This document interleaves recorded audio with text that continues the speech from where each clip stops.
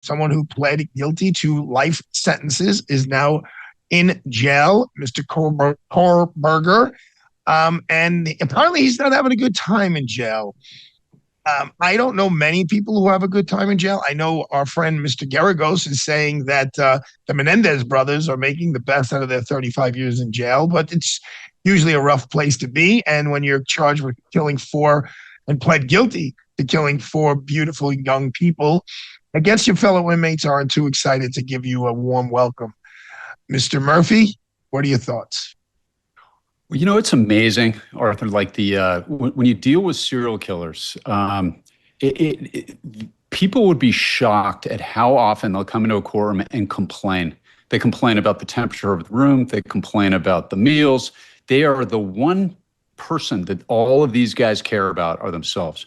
They don't care about anybody else. And of course, he's going to get hazed. He's going to get harassed a little bit. Now, he's what is known as a total SEP in California. So he's completely separated from other inmates. But apparently, information's come out that these guys are yelling at him through the vents, that they're using the vent system to harass Bryan Kohberger. I personally will lose no sleep over that. He's protected physically. But of course he's complaining because these guys always do. They always have complaints. So, it's not exactly breaking my heart that prison is uncomfortable for him, especially given what I think was a real sweetheart deal for him by the DA. Well, we could have that discussion. I think I had it with Megan. Is when you're that young, living the rest of your decades in prison, is that better than, in 5 or 7 years laying on a gurney and putting a little needle in your arm and just going to sleep the way we do to our dogs when they get to a certain age? That's a debate for another day. Mr. Holloway, what are your thoughts about how Mr. Coburger is being treated in jail so far? Well, to your point, though, they've got the firing squad. Okay.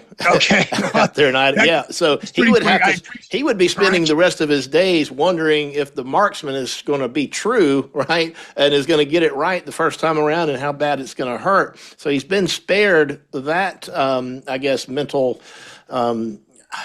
endeavor in his brain, but he has to listen to everybody jeering at him, screaming at him through the vents. And talking about the complaining, he started complaining when he was first arrested because he wanted vegan food and all this.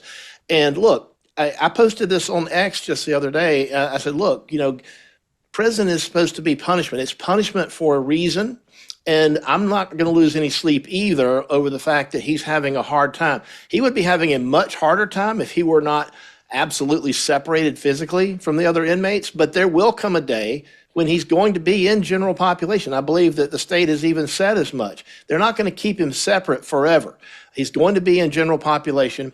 We've seen with Jeffrey Dahmer and other folks what sometimes can happen when high profile or inmates who are particularly despised by the other inmates. We've seen how difficult it can be on the inside. And so I certainly have no qualms getting a good night's sleep knowing that he's being jeered at through the vents. But I did notice, and you guys I'm sure did too, the things that have come out about his case that I think are very, very fascinating. Like he was on the phone with his mother right after the killings, and that he's on the phone with his mother. He calls her mother, by the way, kind of like what's that show? Norman Bates. Norman Bates, right? He refers to a mother and father and sister. He refers to them in that way. And he spends an enormous amount of time chattering with his mother right after these killings took place. And it's just a little bit, it's just unnerving to me. I don't know what you guys think, but it's just unnerving that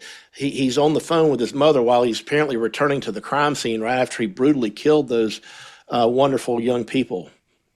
And to give the inmates a little ammunition to really fall in love with Mr. Kohberger, they've been releasing some crime scene photos as well that are pretty horrific. Matt Murphy, when you were a prosecutor much longer than I was. I was there for barely 5 years. How much did you take into consideration, not a guy like Kohberger, But when you got to sentence a guy, and you were recommending like serious jail time, did you take these factors into consideration? What their life was going to be like? I mean, I know you said, oh, they're always complaining about something, but how much does a prosecutor, let the viewers know and the listeners know, like how much does a seasoned prosecutor as you were take the life in prison into account when you're throwing around numbers? Well, when you're negotiating cases, it's a big deal, because if you're talking about giving somebody a local time offer, and these are the lower ranks of cases like generic felonies. The difference between prison and local jail can be pretty stark.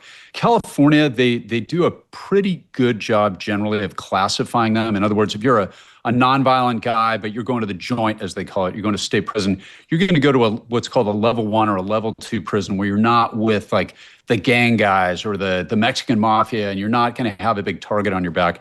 But for some of those hardcore guys, especially if they were young and they were going to the joint for the first or second time, you definitely factor that in for sure. Like a young guy who's going in, you might give him what's called low term if he's going to state prison, because he's going to have a rough time and he's going to have to deal with some of the politics and the violence.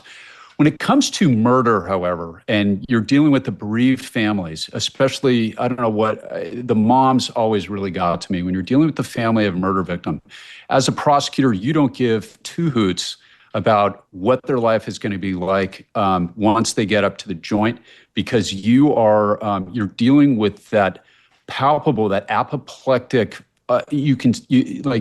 it's so thick when you meet with those families. Families get destroyed by it. And guys like Coburger, the human wreckage that guy left as a result of that, that's the thing, Art. I just don't, you don't factor and look, in much. terms of human wreckage, and since you brought that up, they released a bunch of photographs, which is a little odd at this point. A bunch of the crime scene photographs have been made public now. I'm not exactly sure how that happened. That's not typical. They're heavily redacted. Yeah. Yeah, but still, they usually don't wind up in the. I mean, usually the prosecutor doesn't release it, and the defense attorney definitely doesn't want to release it because it doesn't make their client look too well. And there are some that we're going to show that have bloody piles of blood. And I mean, look, you're looking at that's a typical college room. They were clearly playing the. I don't know, the young producers here would know what's that pong thing that they're playing, the ping pong, beer pong. Yeah, so producers had no problem shouting that answer in my ear. Yes, the beer pong. And it just breaks your heart. And I understand what you're saying, Matt, as a prosecutor on a murder case, and you have a family member.